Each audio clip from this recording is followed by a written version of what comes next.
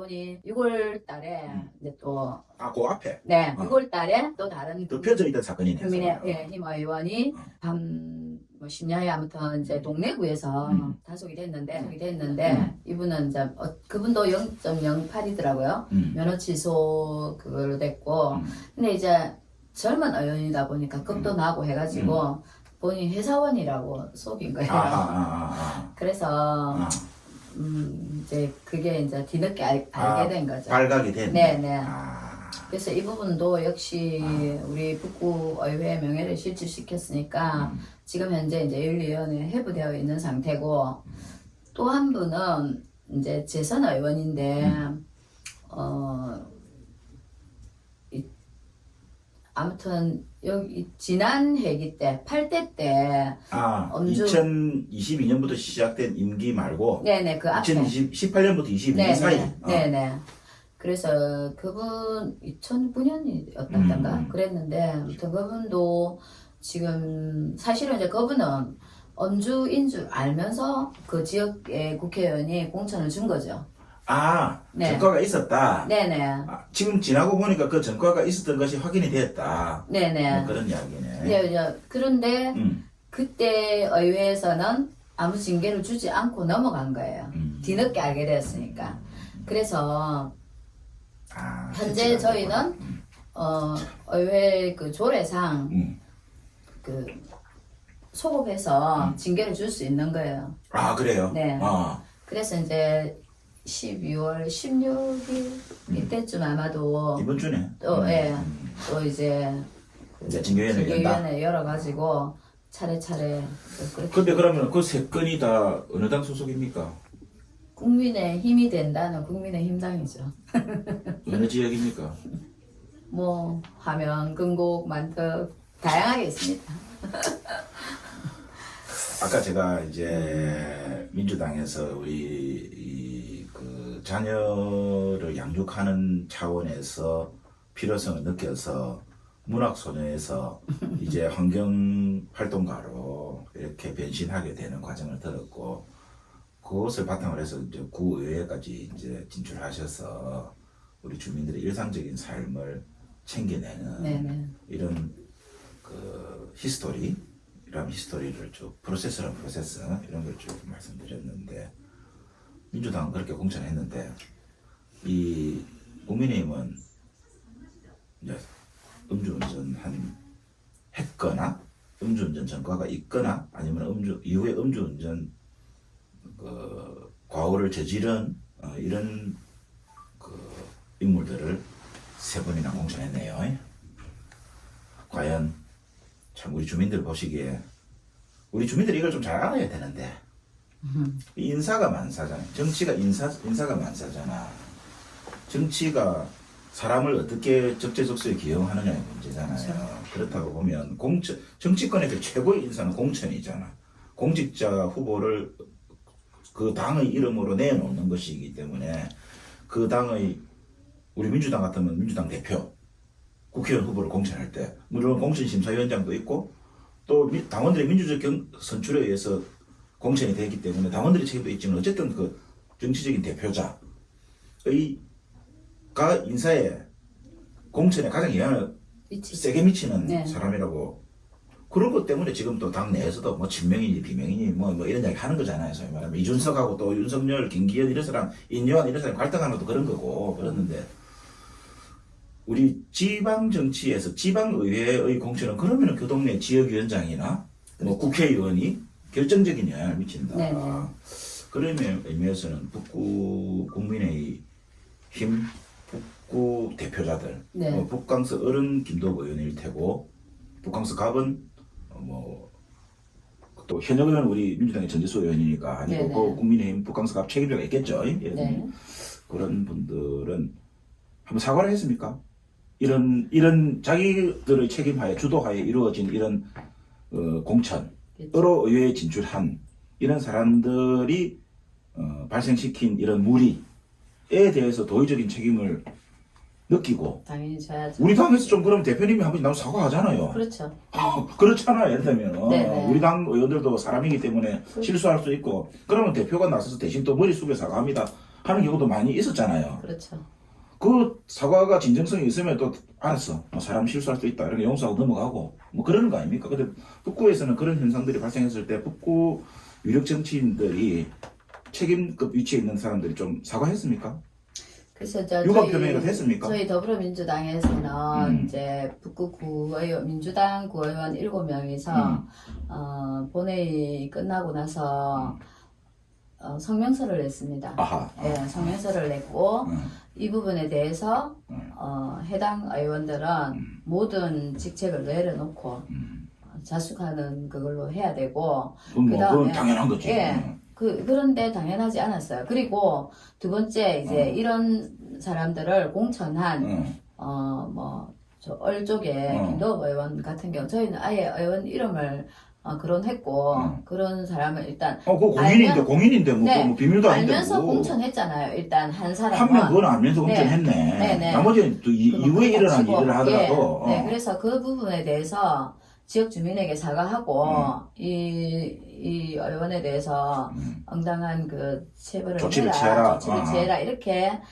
했는데 참 언론도 요즘엔 정말 알아서 기는지 모르겠지만 MBC가 그날 취재를 해갔어요. 그런데 모든 맨 뉴스의 맨 끝에 배치를 하면서도 그 앞에 그런 걸 싹 빼고 거짓말 한마디로 김도읍 의원과 아무 상관없는 다른 의원 이야기만 하면서 심지어 그 의원은 차라리 우리한테 일일이 와서 사과를 하고 일주일 동안 출석을 안 하고 반성을 하고 세 명 중에 한 명. 네네. 그래도 또 식사도 하러 가지 않고 그나마 또 그래도 조금만 그나마 반성의 모습이라도 보였는데 그 정도는 해야죠. 네, 그 정도는 그러면 또 해야죠. 우리가 우리가 흔쾌히 또 그럼 뭐 앞으로 잘해보자 하고. 그래서 저도 젊은 의원이라서 기대를 많이 했는데 또 안타깝다. 앞으로 조심해라. 이런 이제 멘트를 할 수 있는 거 아닙니까? 그런데 방송에서 그 부분은 다 빼고 정말 저 의원만 다루는 거예요. 오히려 반성을 많이 하는 의원만. 아하. 그래서 참, 와, 언론의 힘이 무섭구나. 그래서 결론은 그 사람은 계속해서 지금 이슈화되고 있고, 전국 뉴스에서도 또 나오고, 막 이렇게 되는 거예요. 그래서 오늘 우리가 이렇게 시선 토크를 유튜브 촬영하는 것이 이런 또 몰랐던 사실을 알려주는 계기가 되네요. 그래서 김도읍 의원은 뭐 그 부분에 대해서 전혀 언급이 없었고, 시당에서는 어쨌든 뭐, 현재 그 앞에 8대 때 걸린 그 사람만 빼고, 나머지 두 사람은 1년 국민의힘 부산시당에서 징계를 했으니까 당원 자격정지. 1년 당원 정지, 뭐 자격정지 이 정도 했다고 하더라고요. 뭐 참. 근데 뭐 전혀 부끄러움 모르고 뭐 현장에 다니면서 김장도 하고 뭐도 하고 열심히 하고 있어. 답답하고 아니 밑에 그 당사자들도 문제지만 그렇죠. 그게 대해서 이 지위라는 것은 공인의 지위라는 것은 높아질수록 책임이 더 커지는 거잖아요. 그렇죠. 모든 책임은 대통령이 지는 거잖아요. 나라에 있어서 모든 책임. 그래서 이태원 참사 일어났을 때 행정안전부 장관의 그 책임을 우리가 국민들이 주공했던 거 아닙니까? 그리고 탄핵까지 했던 거 아닙니까? 맞습니다. 탄핵했나? 어쨌든 그런 걸 했던 것처럼 이 해당 구의원들이 기초의원들이 그런 무리를 빌었다 하더라도 그거는 그 사람들 나름대로 형사적 또는 정치적 책임을 당사자들이니까 당연히 지는 것이되 정치는 이런 도의적 책임, 연대 책임, 그다음에 무한 책임 이런 또 영역이 또 있잖아요. 그런 면에서 그런 부분에 대해서 사과 또는 유감 표명 이런 것을 전혀 하지 않고 간다는 것은 북구 국민을 무시하는 거다. 그렇죠. 이렇게 저는 볼 수밖에 없습니다. 그런데 뭐 지금 김도읍 의원이 국민의힘 부산시당에서는 뭐 의정활동 최고 1등이라고 그 의정활동이 뭡니까 도대체? 그러니까 주민들을 하늘같이 섬기고 주민들에게 잘하는 것은 잘한다고 박수받고 못한 것은 못한다고 꾸중받을 때 거기에서 항상 겸손한 자세로 주민들 항상 일선적으로 호흡하는 것이 그게 의정활동이지. 뭐 주민과 분리된 의정활동 어느 나라 의정활동인지 모르겠습니다. 자, 그러면은 다가오는 총선이 이제 오늘이라기보다는 이제 이번 달 12월 12일부로 예비후보 등록이 시작되었고 우리 이 북강서갑 또는 북강서을 특히 그 김태희 의원이 계시는 화명 1~3동이 소속되어 있는 북강서을 같은 경우에는 네. 조금 전에 말씀하셨던 그 유명한 김도호 의원과 네. 또 우리 민주당에서는 전 부산시장 권한대행을 역임하셨던 네. 변성환 위원장의 일대 대격돌이 그렇죠. 예상이 됩니다. 어떻게 전망하십니까? 저는 물론 김도읍 의원이 뭐 다선 의원이고 또 그만큼 다선 의원이기 때문에 아까 말했듯이 그런 국가의 특교세나 이런 걸 많이 가져와서 지역의 곳곳에 뭐 주민이 필요하든 필요치 않든 어쨌든 많은 일들을 해왔고 그리고 12년이라는 시간은 짧지 않습니다. 그래서 그 많은 시간 동안 자기가 공들여서 관리하고 조직을 만들고 그렇게 했던 것이 쉬운 건 아니라고 봅니다. 저는. 그렇지만 또 우리 변성환 지역위원장님도 오랜 그 행정의 그 경험을 그렇죠. 또, 그렇죠. 예, 살리고 그 다음에 또 선거도 또 치렀지 않습니까? 그렇죠. 예, 시장 후보로서의 전 부산 시민을 대상으로 해서 선거도 치러봤고 물론 그때는 뭐 아무리 유명한 후보가 나왔어도 분위기가 안 좋았다. 쉽지 않은 그런 정치적 분위기가 정치적- 최악이었다. 쉽지 않았죠. 그렇지만 지금은 또 제가 볼 때는 많이 달라졌다고 생각합니다. 현재 이제 가장 큰 거는 결국엔 위의 바람인데 뭐 윤석열 지금 좋지 않지 않습니까? 게다가 또 김건희의 뭐 디올 가방이라든지 그리고 또 그 혁신위의 붕괴라든지 이런 부분도 영향을 많이 미칠 거고 두 번째는 우리 후보의 그 어느 때보다도 우리 후보가 굉장히 경쟁력이 저는, 있습니다. 예. 그리고 또 성실한 자세가 있고 그렇죠. 예, 그런 부분에 있어서 소탈한 인격이 있고 네, 또, 맞습니다. 예, 예. 그래서 무엇보다 이렇게 그 가식적이지 않고 그렇죠, 그렇죠. 예, 정치적으로 다가서지 않고 진심을 다해서 하는 모습을 지역민들 아마 보고 있을 거고 아무리 큰 조직이 있고 뭐 있어도 결국에는 사람의 마음을 움직이는 일은 진심이라고 저는 생각하거든요. 오케이. 그래서 그분과 또 사모님의 역할도 또 되게 중요하지 않습니까? 그래서 사모님도 보통 정치인의 사모님하고는 좀 다른 자세로 물론 그분이 정치적인 경험도 있어서기도 하지만 기본적으로 인간성이 좀 저는 좀 괜찮다고 봅니다. 두 분 다. 그래서 이런 것과 그 다음에 또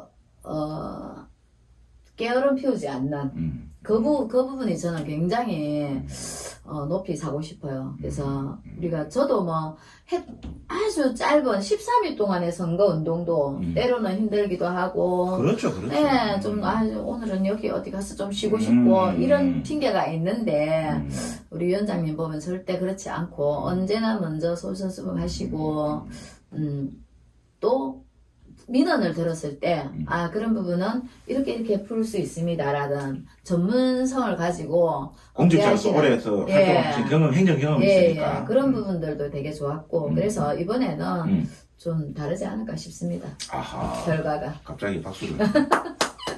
또 엊그제 이제 토요일 날 부산 촛불 집회를 화명동에서 했어요. 했죠. 예. 예. 그래서 이제 뭐 사모님도 오시고 그랬다면서요. 예, 예. 그렇게 했는데 예. 그 화명동 상가를 돌았거든요. 집회 이후에 예. 상가를 돌았는데 뭐 식사하다가도 나와서 박수치고 응원하고 물론 그게 다 변성환 위원장을 응원하는 건 아니겠지만 그렇죠. 이 정부 자체가 이제 바람이 우리 후보의 상품 가치도 굉장히 높고 그래서 저는 이번에는 꼭 승리하리라고 봅니다. 박수. 자, 이제 오늘 이런저런 이야기를 많이 했습니다. 그 지방의회를 어떻게 진출하게 되셨는가도 이야기했고 또 북구의 현재 참 부끄러운 모습에 대해서 그리고 거기에 대해서 또 책임급 위치에 있는 김도읍 의원의 좀 아쉬운 태도에 대해서 그리고 또 자연스럽게 다가오는 총선에 대한 전망 그리고 또 변성환 위원장님에 대한 어떤 그 애정이 듬뿍 담긴 강력한 지지의 목소리. 직접적인 지지 호소는 아니었으나 네. 예, 어쨌든 듣는 분들은 다 이해하는 이런 정도 많은 이야기를 하셨습니다. 김태희 의원님 그럼 아까 그 문학소녀였다는데 김태희 의원님은 시입니까 소설입니까 뭐 드라마입니까 어느 부분이었나요? 저는 그 소설 이런 건 힘들어서 못 쓰고 아니 물론 시도 어렵지만 저는 시를 네. 창작은 시고 예. 그 다음에 독서는 또 책은 또 소설을 많이 읽는 편이죠. 인생 소설이 있었어요? 인생 소설에 제 인생 소설은 갑자기 제목이 생각이 안 나는데 제목은 안 해도 스토리는 이야기 대충의 스토리를 이야기하면 돼. 아주 그냥 진짜 순수한 소녀 알퐁스 도테의 별이라는 아주 단편입니다. 아니 그건 네, 너무나 유명한 교과서에 나오는 너무나 아름다운 그렇죠. 책이죠. 그렇죠. 알퐁소 도데의 네. 별을 네. 인생 소설로 거명하시는 거, 그러니까 드시는 걸 보니 네. 김태희 의원님의 이 감성이 나옵니다. 외모를 넘어서 네. 이 그대로 감성이 딱 느껴지네요. 이제 제가 저는 그걸 읽었을 때 나는 이 무슨 책이고 이렇게 읽었는데 아무것도 못 느끼겠던데. 이제 그렇죠. 이제 제가 정치인이 되고 나서 뭐 읽었던 이런저런 책들은 어찌 보면 다양 나름의 목적과 교훈과 뭔가 이런 게 있는데 그 소설은 그냥 정말 순수함 그 자체고 그게 인생 소설입니다. 네, 그러니까. 이후에 제가 또 이제 그걸 연극으로 보게 됐어요. 오케이. 제일 처음으로 고등학교 때 본 연극이 그 연극이었는데 그럼 그 책을 먼저 읽고 읽은 시절은 고등학생 때네. 네네네. 아이고 네. 그렇구나. 근데 지금 생각해도 그 소설만큼 순수한 소설은 없는 너무나 것 아름다운 같죠. 예. 그 책이라고 봐야 되겠죠. 그렇죠. 작품이죠. 예. 저는 인생 소설이 박경리 선생의 토지입니다. 저는 네. 그걸 이제 정말 20대 중반에 저는 이제 탐독을 하고 네네. 평생 토지 속에서 사는 것 같아요. 살다 보면 그 연속극 같은 거 하잖아. 그쵸, 토지. 그쵸. 예. 그거 맨날 봅니다. 저는 그다음에 하동에 토지문학과 이런 데도 가보기도 하고 네네. 그런 것처럼 그 인생 소설. 다음에 우리 만나면 변성원 위원장님의 인생 소설 있을란가? 있겠죠. 소설을 당연히. 좀 많이 읽으셨을까? 읽으셨고. 그 아름다운 그 사모님과 연애를 했을 때 소설 안 읽었겠습니까? 구에 성공하기 위해서라도 하다못해 한 권은 읽었을 거야. 그래서 이제 굉장히 고등고시 공부하신 분이기 때문에 책 읽을 시간이 얼마나 있었을까? 그래서 저도 이제 그 성인이 되고 이 사업 계획서를 매번 쓰고 뭐 결과 발표를 하고 교육을 시키고 이러다 보니까 사실은 최근에는 작품 읽을 시간은 없지. 이제 문서 읽을 시간은 많아서. 근데 정지아 작가가 최근에 낸 그 책도 저는 참 쉽게 읽히면서 좋았던 그래요? 것 같아요. 그래서 어쨌든 문학은 그 하나만 하는 게 아니라 세상의 모든 것을 아우르는 게 문학이기 때문에 저는 그 많은 사람들에게 밥 먹고 할 일 별로 없어 보이는 사람한테는 방송대 국문과를 가라고 권합니다. 사실은 이게 이제 계속 말이 이제 이어져 나오는데 이게 사실은 문학은 타인의 삶에 대한 관심이거든. 그쵸. 세상 사람들 살아가는 모습을 묘사한 것이 영화이기도 하고 소설이기도 하고 시이기도 하잖아요. 네. 그러니까 그것을 탐독 열심히 보는 것은 사실은 타인에 대한 관심이 많은 사람들이 보게 되지 사실은. 그렇죠. 그러면서 우리 김태희 의원님이 그 문학소녀였다는 것이 현직 그 지방 의원이시기 때문에 문학소녀였다는 것이 더 반가운 그 과거사네요. 이런 분들이 정치를 계속 해야지.